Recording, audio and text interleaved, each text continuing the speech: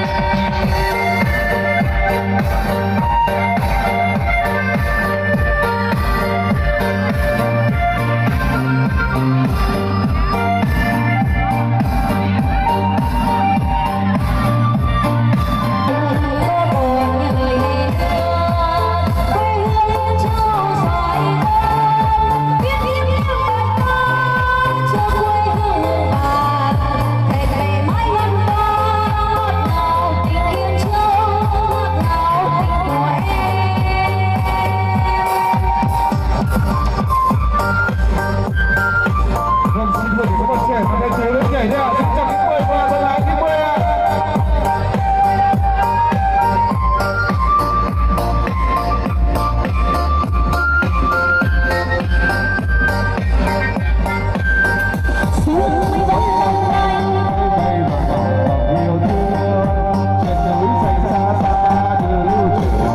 bỏ lỡ